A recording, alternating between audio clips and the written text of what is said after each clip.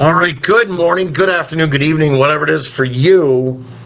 My name is Michael John of, don't touch me, of Michael John, Paranormal Ghost Stories. I'm, of course, your ghost host to the man next to me here, the man of the hour, the man of the power, too sweet to be sour, Dale High Spirits Quigley. Together, we are the voice of the paranormal, the voice for the paranormal. We are Windsor, Ontario's own The Paranormal Voice, and we are live from Dundee, Michigan tonight, Dale. We got a lot on our plate. It's been amping up more and more. We wanted to get some rest time around the holidays, but for some reason, the plane is soaring a little more, and we're not complaining, we're explaining, of course, folks.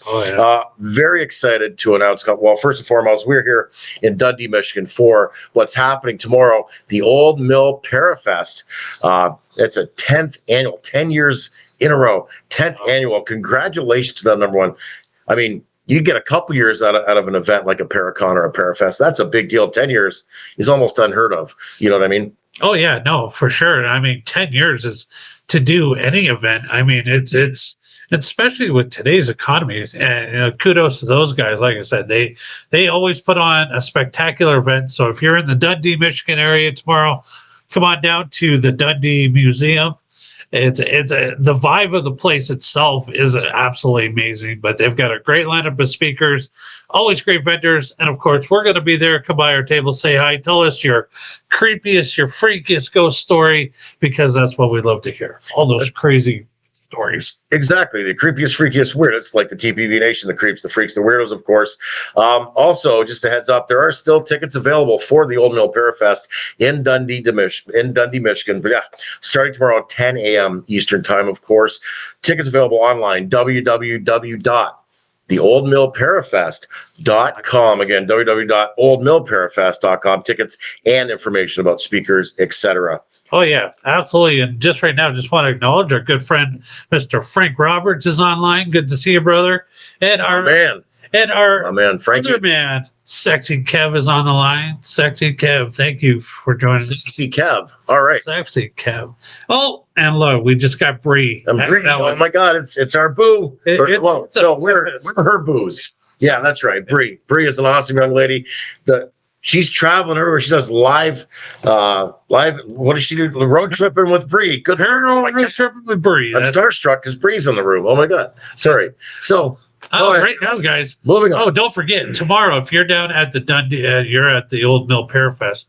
You can pick up your very own copy of Michael John's book. It will be for sale tomorrow at the event. So stop by, guys. Get them while you can, because they are like hotcakes. It's crazy. I can't believe hashtag blessed, thankful, grateful for a lot of reasons. The book was one thing, but I mean, all the opportunities that abound for us right now, the Windsor, Ontario's on the Paranormal Voice, Dale, and of course myself, the people that are tuning in right now saying hello.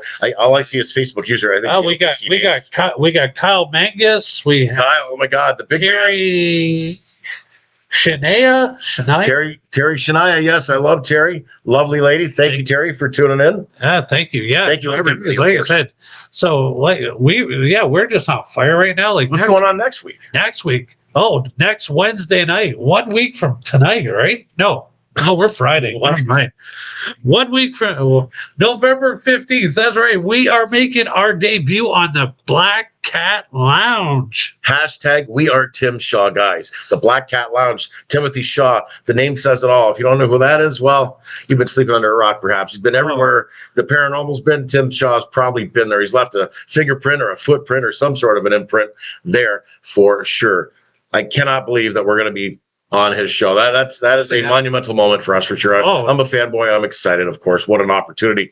And then November 16th, Thursday night, I'm going to be on Mystical Awakenings with one and only Deb and RJ DeRuse.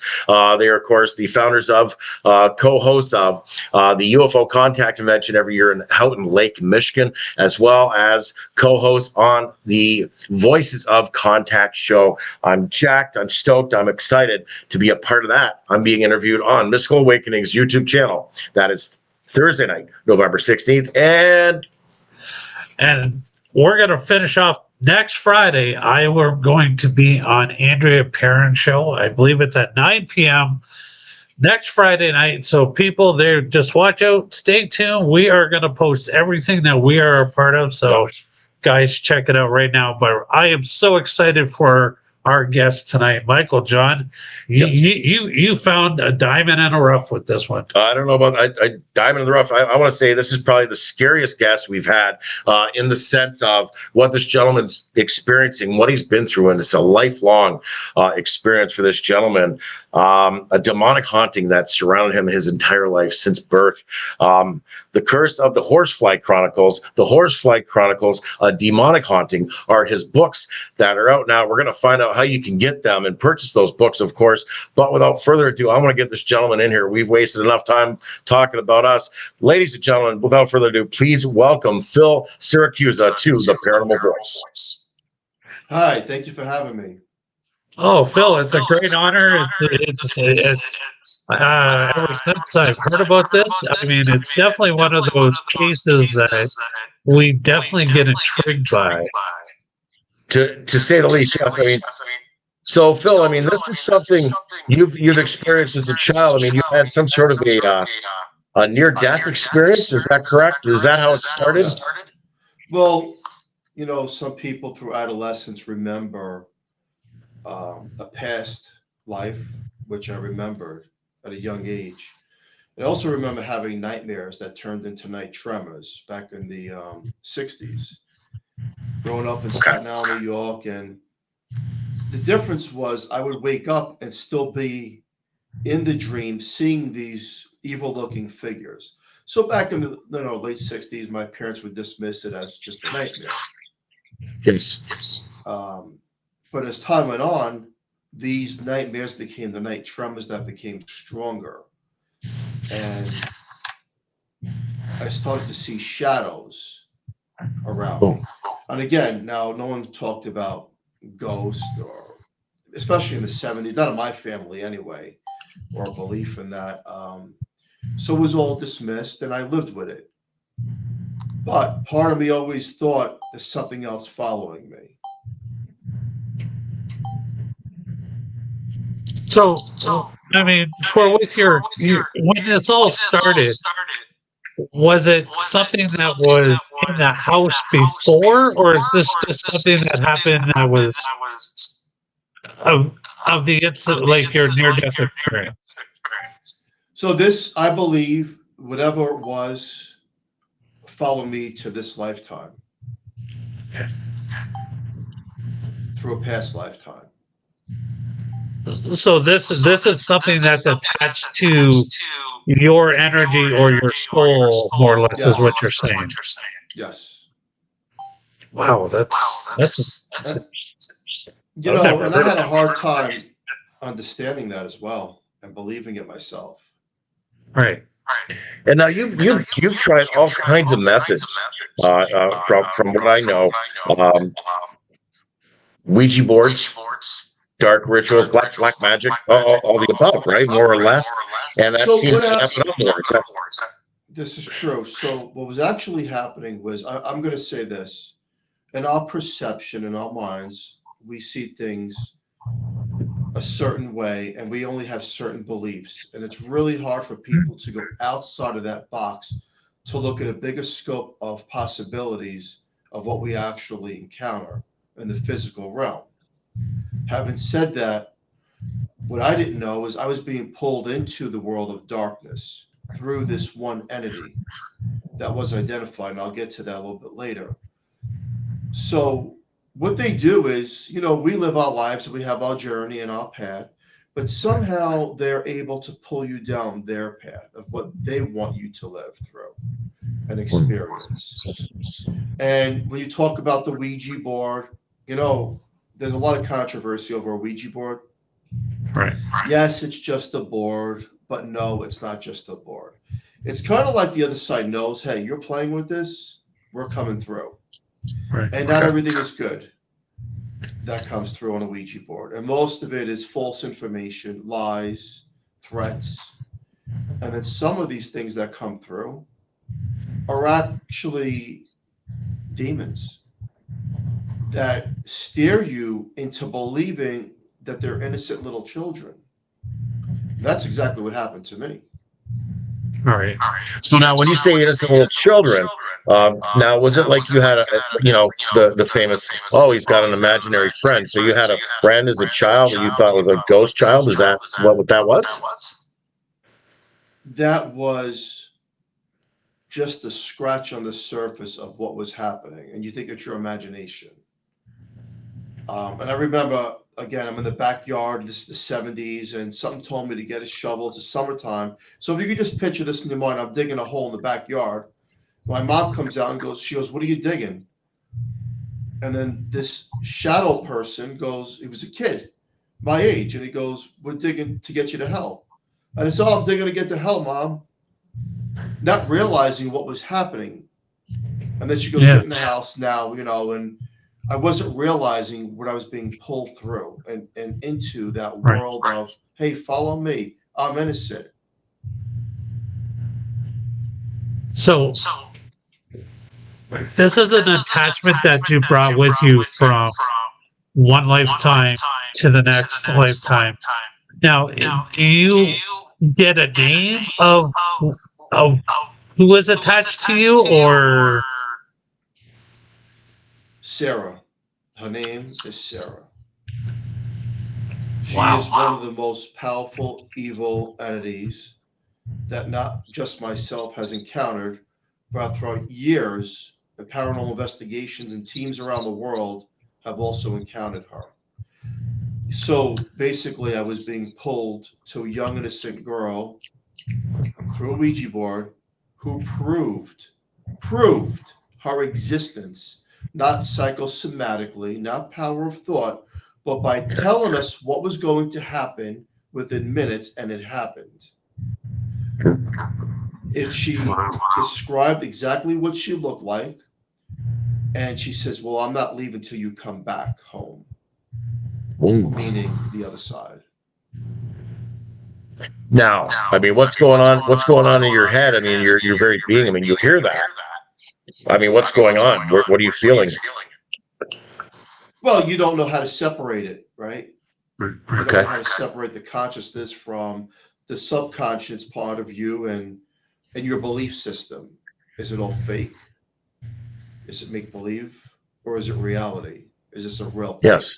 A real entity that's mimicking a young girl? right? Right, and that's a classic case, right? How many times do they pretend to be a little girl to make them, an investigator, for example, think, oh, it is an innocent spirit, it's just a little girl or whatever, and that's okay. But then as it progresses, like, I mean, just from the little bit that I've heard of, or maybe saw something online, that's stuff I've heard where, yeah, they thought it was a young child, and it progressed and it became very nasty and mean. And well, this one didn't become nasty and mean. This one became part of me in a way. okay. It became to a point where we live in a home that you look at it and say, well, it's not possible to be haunted, right? Because people have Yes, that sir. old image of the 100-year-old house no, it doesn't work like that. The home was built in '96. It's an estate neighborhood. It's a beautiful home.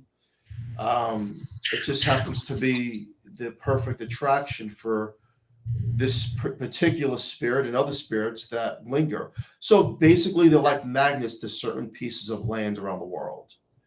Okay. And they can grow and intensify their strength through ley lines, through water, through fire, through rocks. And we happen to pick this house and live in an unfortunate event of occurrences that we first thought, look, we're hardcore New Yorkers, so we don't believe in none of this stuff, it's in your mind, but when you live it and you start to see things happen, like toys going on and off by themselves without batteries. Whoa. Science doesn't explain that one. Now, with this attachment, have they ever told you why they're attached to you? For like from one lifetime to another? Have they told you why? Is it a contract? Is it something that happened in a former life? Okay, so let's get into it. You ready? Yep. Yes, sir. So I'm going to talk for about 10 to 15 minutes, and here we go. I was followed by a spiritual attachment through adolescence. I was also pulled into doing dark things with the Ouija board and rituals and whatnot.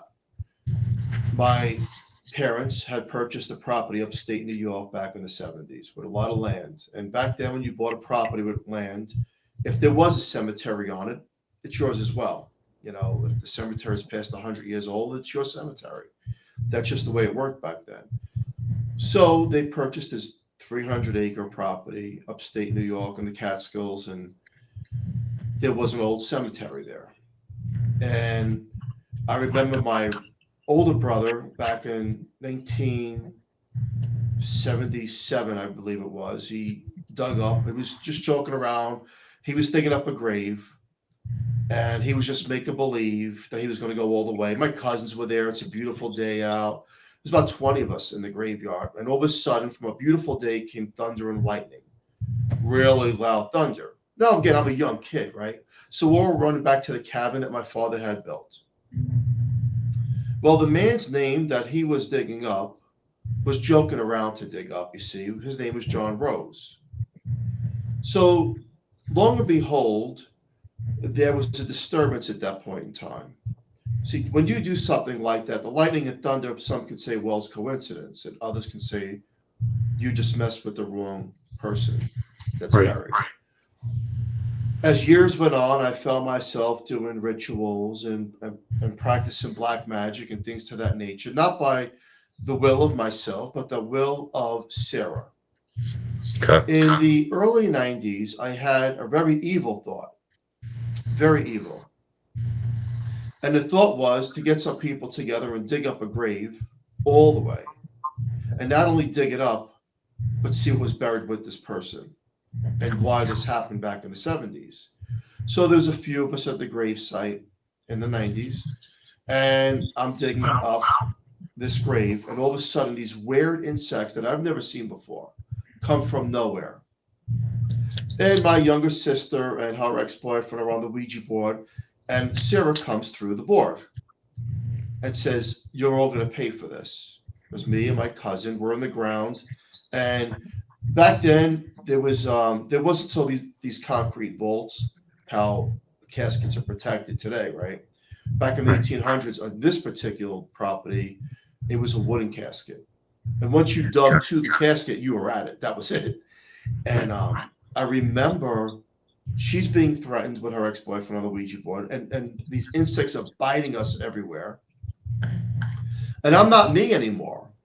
In my mind, I'm not me. I don't even know who I am. I got this pure rage of evilness in me. And I says to my cousin, we're going all the way. And I get a peck and I start prying open the top of this casket, 6 feet under.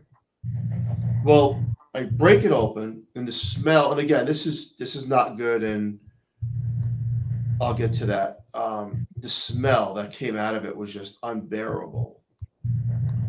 And then all of a sudden, my older brother, who's in the cabin about a quarter mile away across from the lake on the property, starts screaming, "Get out of there, get out of there."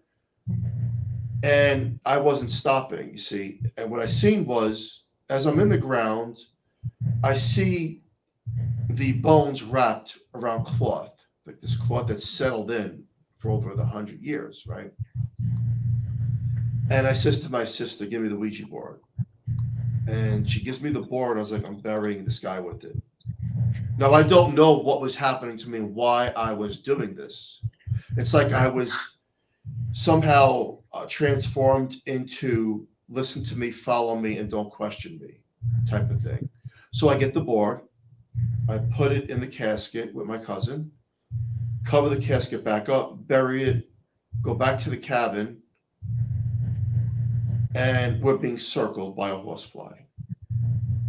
Now this little thing here is really diving at us, this horsefly. This big black horsefly is diving at us. We go in the cabin, and my brother was sleeping. Now, 10 minutes ago, he was yelling for us to get out of there, the cemetery, but it wasn't. So when he did finally wake up, he says, "What are you talking about?" So I was fooled and tricked. Now, through research with teams and investigators, and why I go through certain things and what's happening around is this. This is the mind blower. So John Rose's mom is named Sarah. John Rose's siblings is named Philip Rose, Julia Rose, which is my wife, Henrietta Rose, Margarita Rose. And I found it odd that my name would be on the obituaries back in the 1800s. So as they're doing their investigation or research, we find out that I was led to do this, to have an open doorway to that side, to this particular person, and possibly his mother, and possibly through a previous lifetime, when you had asked me, I was part of that family. Okay. Wow, that's insane. That's a lot to take in. That's so in depth, and it's scary all at the same time. It's like to see your name in an obituary from the And my wife's name. 1800s. And my And your wife's wife's name. name. Yes, Your wife. yes, Julia. The way Right. it's spelled, Julia. Yeah. So the investigators, there's an actual book that's out there written with all the pictures of the casket and the pictures of the stone and the pictures of the obituaries. It's called The Family Cabin, The Life of Philip Siracusa. The book has every single detail of how this one particular entity, Sarah, has so much power and strength, but yet I was part of that family. Now, look, we could say this coincidence and then this fact. I'm leaning towards facts because it was an imprint to come to that cemetery, re-dig it up, and open up a communication with this man and his mother. Wow. And, my God.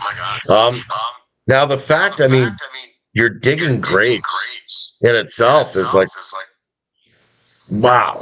You know what I mean? I've heard some stories, with people, getting into magic or voodoo or whatever, but no one's ever admitted to me they've dug a grave up, and the fact, you're doing that, you're doing the middle of the day, you're just like, yeah, whatever, you guys are doing it to get to a point, of a result, and it's like, oh my God, you weren't even afraid.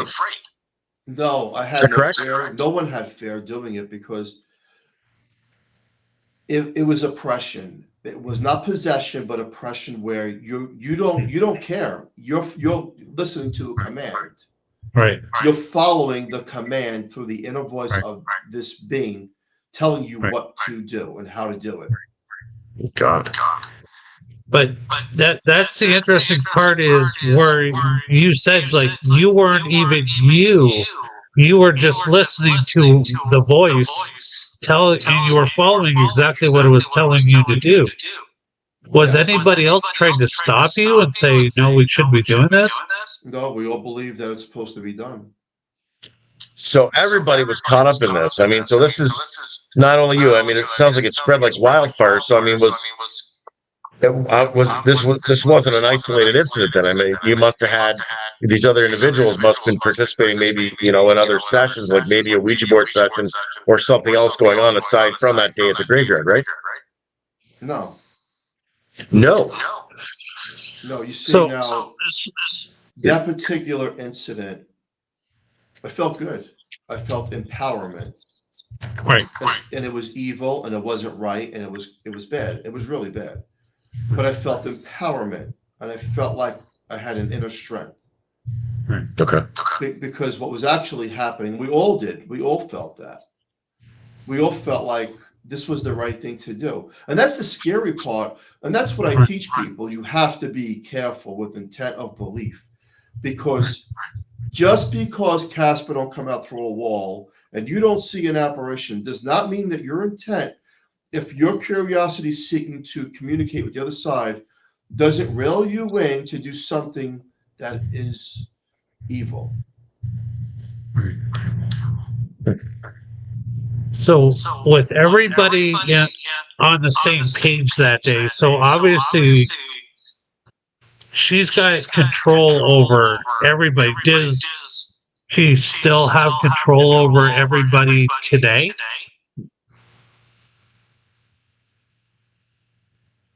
I don't know that. I don't know the answer to that question.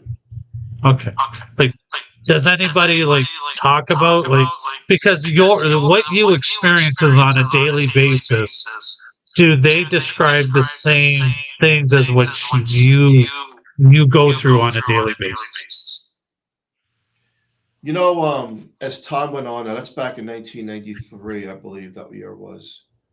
And as time went on, Sarah never left, you see. Now, and I remember a few years ago in 2020, we had NESPR come to my home, which is the branch off of Anna Lorraine Warren's work, Dan Rivera, and all those guys. They came down here, and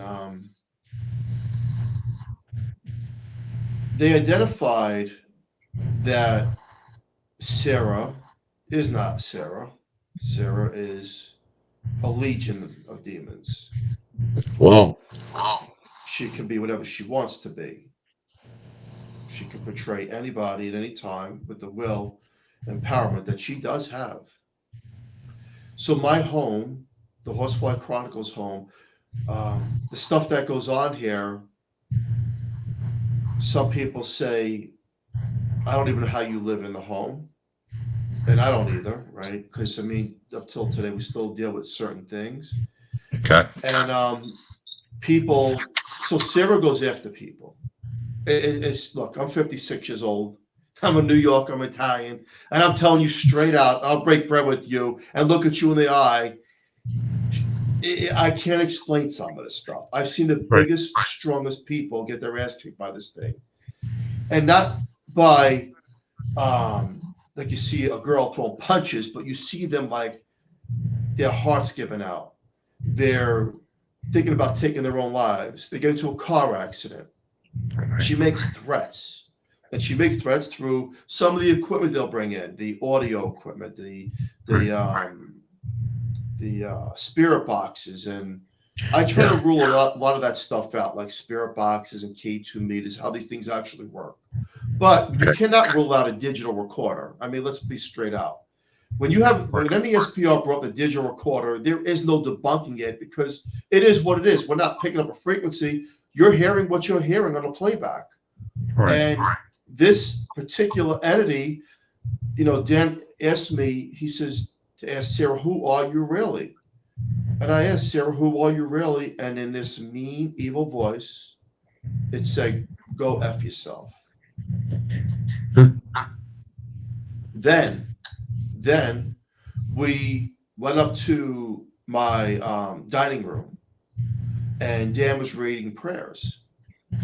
And all of a sudden, every light bulb in the dining room, kitchen, and the foyer went so bright you almost had to like close your eyes.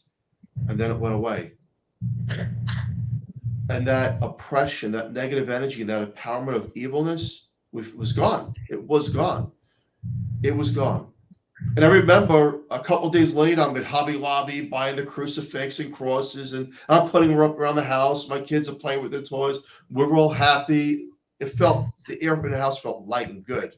It felt good, like we won. We won the battle. But then 6 months later, that would have been in July, and then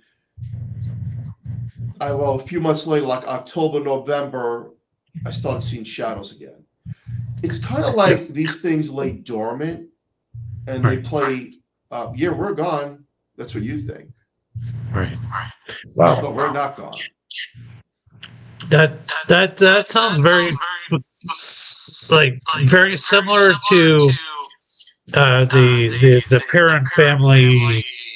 I just finished reading the her book, and that's what they were saying too. It's like things would happen, and like a lot at the same time, but then it would go dormant for a while, almost like it kind of went away, but it really wasn't. It was just lying there waiting for its next opportunity. So that sounds like the very similar what you guys experienced at the same time. Yes. So we've had priest here, Wiccan, shaman, reverend, deacon. Like we've had all walks of life trying to help us to remove the entities from this home throughout the years. And it's funny because when a priest comes, nothing happens, and the priest doesn't think the house is haunted. Nothing happens. Right. A few hours later, there's shadows again, and lights like the light bulbs are blinking. And it's kind of like, look, I'll tell you and I'll tell the world on your broadcast, the devil does exist. Demons do exist. Whether we believe in it, whatever religion that we follow, or we don't believe. I'm not God. I can't tell you every single thing because I'm no expert. I don't believe there is an expert. But I will tell you that they do retaliate. They do know our weakness, they know our faults, and they know how to get into our heads. And they know how to betray us, lie to us, isolate us. And it's not just the ghostly things. They can financially break you down, physically break you down, mentally break you down. Where cousins, relatives, friends isolate themselves from you. And you don't know what's happening, but the entity does know what's happening because they've been around for tens of thousands of years. And who are we? The mere lifetime of maybe 100 if you're lucky. So we have to think about how they can actually throw out that fishing line and pull us down their course of journey of what they want us to do. And some of the acts of evilness around the world that I do see, knowing what I live in, the case that I live in, look, there's people that are mentally sick, and there's people that are influenced by the devil. And sometimes I look at these cases like Ron DeFeo with Amityville Horror, the son of Sam, David Berkowitz, with the voices in the head. I look at a lot of Edgar Casey. I look at a lot of the cases and I say, wait a second. Now, there's a lot of similarities. They're talking about the voice in the head, which was led me to dig up the grave. And if they can do that, they can influence others to do mass murders, suicides, rituals of demise. And we don't want to accept that as people. We don't accept that. We say, no, that person's mentally sick. They belong in an institution. Well, maybe schizophrenia and possession are so close that it's hard to identify, is that person mentally ill or are they oppressed and possessed, where they're talking through different parts of them, speaking as if the entities are going through them, and now they're locked up in insane asylums with white padded rooms. And that's why some of these rituals and murders, look, we can go back throughout time, right? These sick murderers and these atrocities that happen. Don't drink the Kool-Aid, right? He led everybody to his camp. If we look back at some of these cases historically, they're all led to believe that they're the empowerment, like I felt like I was the empowerment, but I wasn't really, but it makes you feel that way, right? And when it does that, when it has a control over you, it can make you do things that you don't even know you're doing. How many murders have been committed where people, they're locked behind bars crying like that wasn't me, something made me do it. And the law looks at them and laughs at them and says, no, you did this, you planned this. Well, that entity also planned for me to dig up that grave, so he knew what he was doing, didn't he? Right. So that's the same as the William Dafoe case for the Amityville Horror. I mean, he said he came home, he was watching TV, and all of a sudden the screen went to that white noise, and he heard a voice say, "Kill your family," and that's what he did. Yes. So, yeah, no, it's definitely a very powerful being, creature, energy, however you want to describe these demonic entities that are out there and how they can make people do things that they would not normally do. And what are these really? I mean, we call them demons. I mean, to me, I would say that's a title. What is it really? I mean, there's deities, beings, etc. Right? You know, it's a title based on religion beliefs. But Right. here's the way I Yes. describe what happens exactly. A black shadow. The black shadow is dark, very, very dark. Yep. Then you feel the static charge around you, like you feel like you're off-centered. Then you feel evilness and void, like you even hate yourself. And you feel empty. And you feel drained, like the drain when you're doing a paranormal investigation, like the batteries go dead during the investigation, right? You feel depleted, and then all of a sudden, if it depletes you enough, it'll fill you that void with evilness, if it can.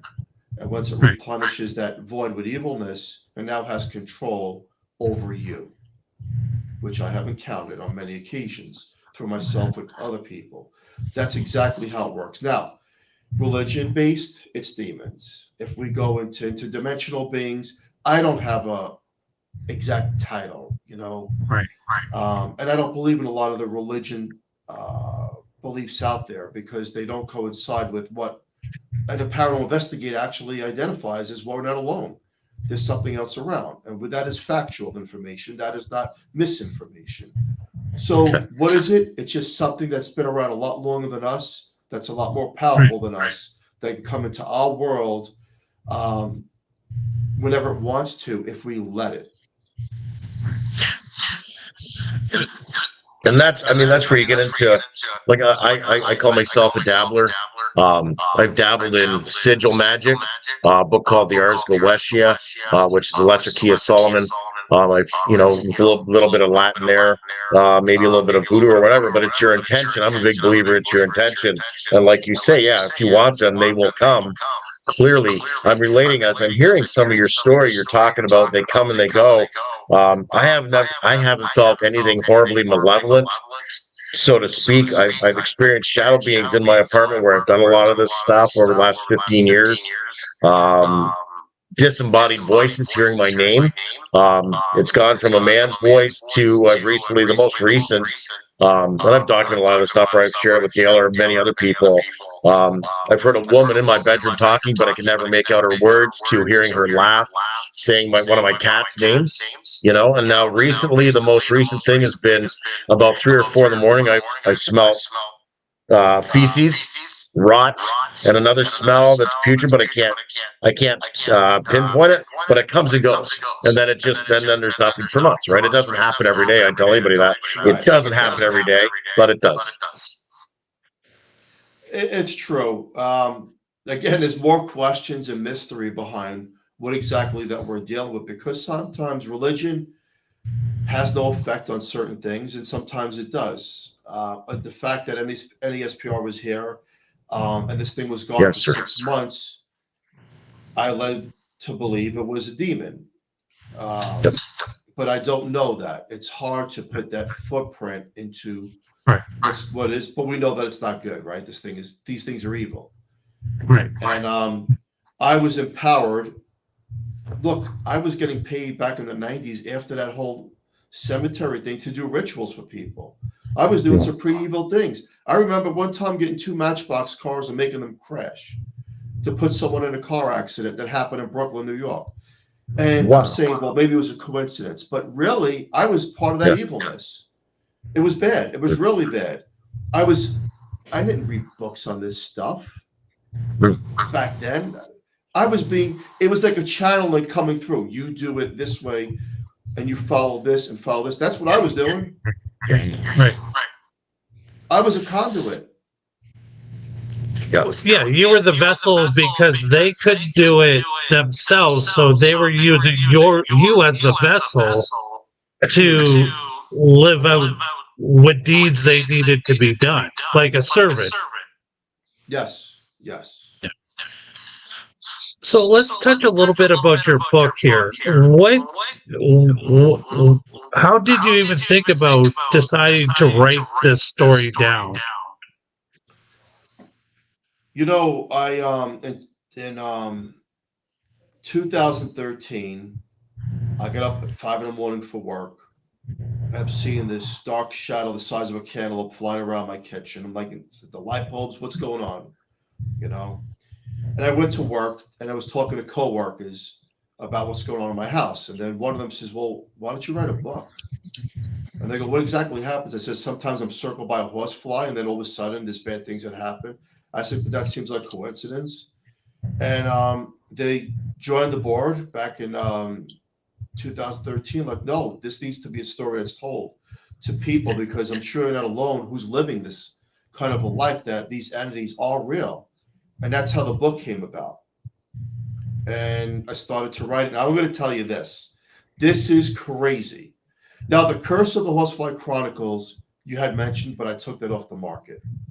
That book is just pure evil. Pure evil? Some of these things that come through you to make you write certain things just are acts of evil. Yes. When I was writing the book, The Horsefly Chronicles, something told me in my house back then, play Indian drum beats. I don't know why. And I had these big speakers, and I'm blasting on YouTube Indian drum beats. And all of a sudden it's putting me into like my own algorithm of I'm typing something and I don't even know what's going on here. On my iPad, I'm typing a story of my life. But when I stopped the music, I stopped typing. It's like it was like an auto sensation of, you need to play this so that you can actually deliver this message in the book. And I did. Well, it was a few coworkers involved, helped me out here. And then we happened to reach out to a psychic and in Westfield, New Jersey. And then the psychic said, "Look, ever since I got involved with your story, evil things have been happening in my home. I don't even live near you guys. Little flies are coming out of the wall sockets." And we thought she was crazy, looking for attention. But she wasn't. She had gotten an artist, and the artist drew a picture. It's not out no more. We took that off the market too. It was a picture of this horsefly with a hand coming out of it. And he drew the picture of the cover. And then after he drew it and it was put up on Amazon, he tried to commit suicide. 2 weeks later, she tried to drive her car off a bridge and take her own life off the outer bridge. And we didn't know what was going on. And then the people that actually were helping me do the story also were being messed with. But a horsefly, being circled by a horsefly. One guy falls down the stairs, breaks his tailbone. Then the wife falls down the stairs the next day. She winds up in the hospital. All of a sudden, everyone who was involved is being affected. And you know what was happening? You ready? Now, if we go backwards into my story, what I was talking about, how we were all led to that grave on command. This thing knew, I got you all now, just where I want you. You ready? Now watch what I can do to each one of you.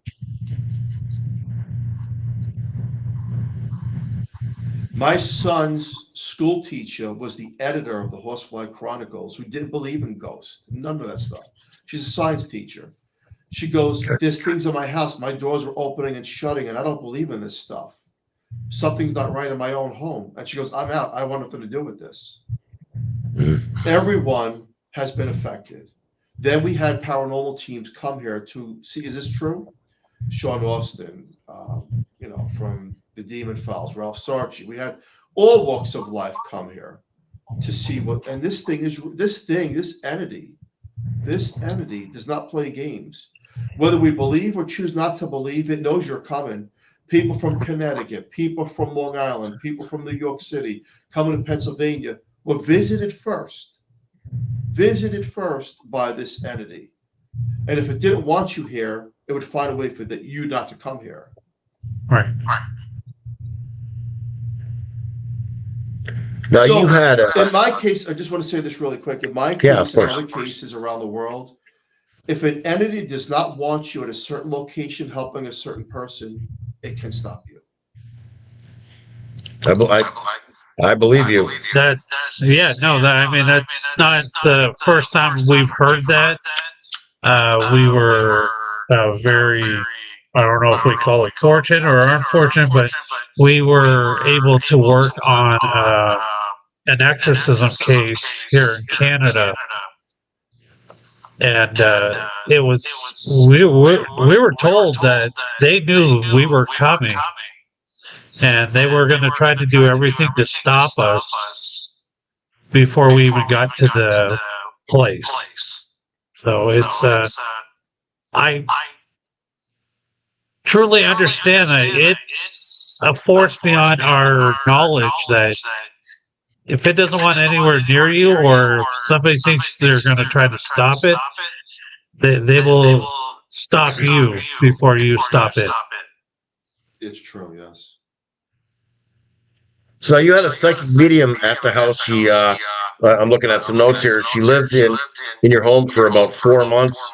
A psychic medium, first name of Carissa.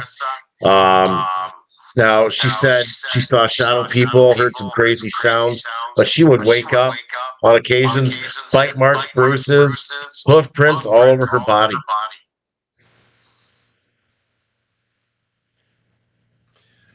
The hoof print is the one that is like strange. I've never seen somebody with a hoof print mark on them. You know, you know, it brings back memories because we were doing a reality TV show here back in 2019, and the TV crew was here. They're filming, and there's non-believers in paranormal and ghosts. And with the film guy, I was showing him the exact spot that a certain picture was taken, and then all of a sudden he got a burn mark, and he goes, "Ow, something's burning me in the back of my neck." And we took a picture of it, and it was a hoof print. A hoof print. The hoof print, and I can't explain some of this stuff. I can't. I don't know. I don't understand it. I actually want to do research on what a hoof print would mean, because I mean scratches. If they say it's like 3 scratches, it means a certain thing. Mocking of the Trinity, I believe, if I'm not mistaken. But a hoof print is very interesting in a way, because horses are more known as spiritual good things that carry the good energy, but hoof prints is like showing up. I mean, I know you're talking about horseflies, which would be the significance of the hoof print, but just people appearing on them it's kind of like I take the hoof. I believe it's kind of like they're marking you. Right. Yeah. That's So this one was reporting some people on site were speaking in Latin. I'm sorry, I couldn't hear you. Were breaking up. It's so this woman here, the psychic, also a little more of this on her. She said she felt in a lot of cases in danger when she was living there, fearing for her own life. And some of the people there began speaking just out randomly in Latin at times. Is that true? Yeah. Wow. no. It's like a doorway to the unknown, and once that door is open, no, you don't know what's coming through. You don't know what to expect. You don't know what to believe. You don't know if it's part of you thinking that it's you imagining these things, or if it's realism within your reality and your scope of what's happening. And that's why we had over 52 paranormal teams come here. People say that's crazy, right? It is crazy.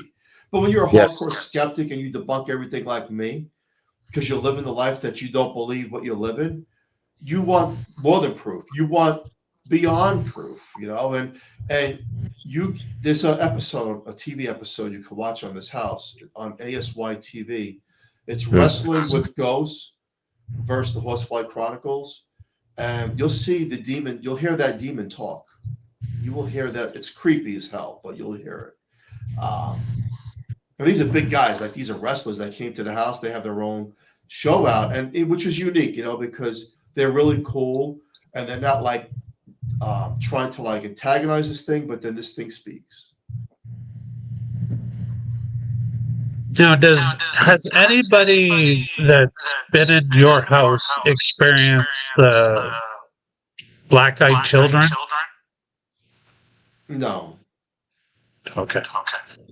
Because I've heard some cases of where demonic entities have been around and people have experienced they're called black-eyed children. Just they look like normal children, but when you look at them dead in the face, this eyes are gone. Yeah, I heard of that. I heard of that as well, though. Thankfully, that's one of the things we didn't experience. Right. That's a big statement because it'd be I don't know how easier to much of a say. difference it makes, but we haven't experienced that. It'd be easier to say what you haven't encountered there by the sounds of it at this point, right? If you ask me if my walls bleed, no, they don't. That's all fake. Okay. If you ask me if my pitches fly off the wall to the other side of the house, I don't know. It doesn't do that. If you ask me, if you're in my basement, will you see a dark shadow? You will. If you ask me, will you hear whispers coming from nowhere, thinking that it's you or someone else around you? That will happen. And if you go into certain parts of the basement alone, you will tell me that you will encounter like you're in a shark tank and you're a little fish and it's getting ready to attack you. That's what happens here.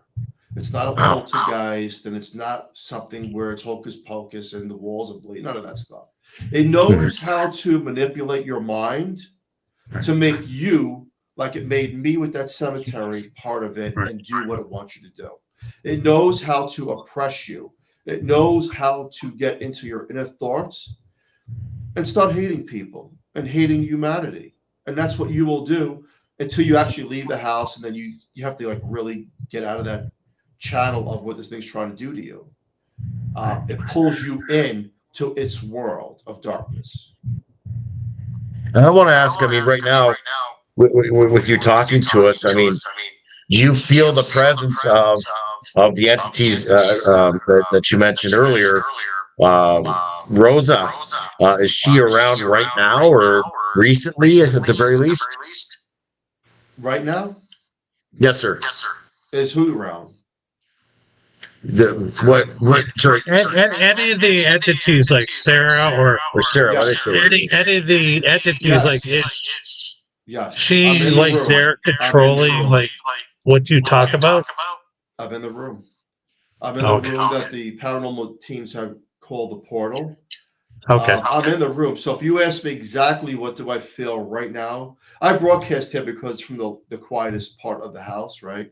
Okay. Because I do have people upstairs. But what do I feel? A little bit of burning, a little bit of like tightness, and watching my words too at the same time. Right. Okay. Now, can we possibly expect to experience something on our end? Have you ever had people do an interview like this and then go later on, hey, Phil, strange things have happened? Most definitely. Okay. Will you? Hopefully nothing will happen. Yes, sir. From my, I've gotten emails and people said, don't even call me again. Don't reach out to me again. This thing doesn't leave me alone. I have female disembodied voices. I'm seeing black flies. But, I don't know. Look, I'm just an average person. I'm a family guy. I don't know why or how. I think that from what I do know is this: if a person provokes or says, "Oh, well, I don't believe in Sarah," none of that, those are the people she goes after. Right. Yes. Otherwise, she just doesn't care, from my knowledge, anyway. I mean, if you don't believe in entities in this world, I mean, then you're just blind to begin with, because as investigators have experienced a lot of really crazy things. I've been in houses that have been known to have very dark energies in them, and I pick it up as soon as I walk in the house. Do I respect them? Absolutely, because I respect anything I don't know or don't see. I agree. I always tell people, don't provoke, treat respect no matter what you're talking to, because you don't know what it wants, its capabilities. and just let the, and, if you're doing an investigation, just say, you know what, I'm just doing an investigation, to see if there's anything you want to tell us through the veil. But once you start, and I've seen this over and over again, if you really poke the bear. Now, I'm going to say there was one incident here, and I'm not going to mention any names because there was a death involved. But there was someone here from a big paranormal team, very known, back in, I think it was 2019, provoking this thing in the house. I told him, don't do it. The girl that was the investigator with him, she's no longer alive. I'll leave it like that. Wow. Look, you got to be careful with your words.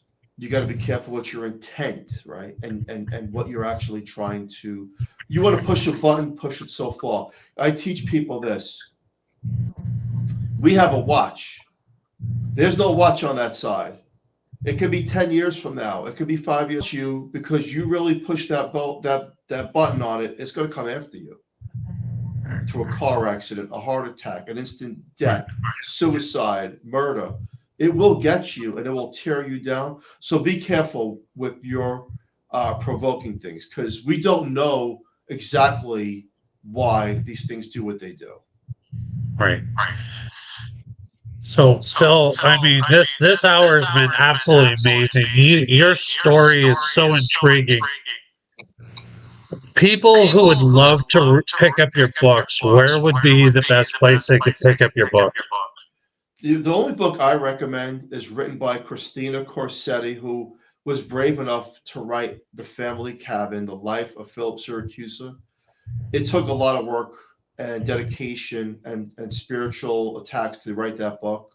And that is the book about the graveyard. That is the book about how it all started. That is the book with all the pictures and documentation from the teams around the world. It's on Barnes and Nobles, not Amazon. It's The Family Cabin, The Life of Philip Siracusa. She did an incredible job. And that is the book that tells everything. And it'll blow your mind. It will really blow your mind. Because not only is Sarah part of that grave, but Sarah was a consecutive number of psychics that I went to in the early 2000s for advice, and they all had the same name. Wow, that is absolutely amazing. So, folks, once again, if you want to learn more about Phil's story and a life living with a demonic haunting, I mean, it's definitely something that most of us would never believe that would really exist. But here we have you here today telling us your story, and the hair on my arms have been standing up this whole time because I don't want to say I feel sorry for you, but I mean, I don't think anybody would truly have to live with what you're going through. And God bless that you're a strong person, because a lot of people probably would have gave in a long time ago and went over to the dark side. Thank you. I really appreciate being on your show. A lot of the video clips from paranormal teams are on YouTube. Just type in the Horsefly Chronicles or Google it. You'll reach, like Brian Cano was here from Haunted Collector. We had National Ghost Hunting Day here, and you're going to read things and see things on video that will blow your mind. It's not just my word or my testimony of my experience. It's other people that have been enveloped into the Horsefly Chronicles. So thank you so much, gentlemen. I really do appreciate your time. Oh, it's been a great honor to talk to you. And like I said, I hope we can follow up with you down the road sometime to see what else is happening, if it kind of goes down, if it goes up, or if it stays the same. But whatever it is you're doing, keep your strength up. Just be you, and hopefully some way you'll be able to look back on this at some time and say, wow, that was a crazy life, but look, the strong survive. I agree. Thank you so much. So again, thank you so much for taking time. Definitely worth the wait to get you on. And I do hope you get some closure and some peace for you and your family up the road. Definitely. What a journey, my man. Like, just wow. Thank you. Very nice to meet both And I of want to you. say, Have a great night. I really do appreciate this. Thank you. I want to say thank you to, of course, everybody in the TPV Nation, the creeps, the freaks, and the weirdos that have tuned in, everybody that's engaged on the side today, made their comments. We appreciate, of course, everybody from day one to day now. We cannot do what we get to do, and that is this right here, right now, with great guests like Phil Siracusa and everybody else we've ever been fortunate to have on here. We will see you all on the other side. But in the meantime, and in between time, happy hauntings.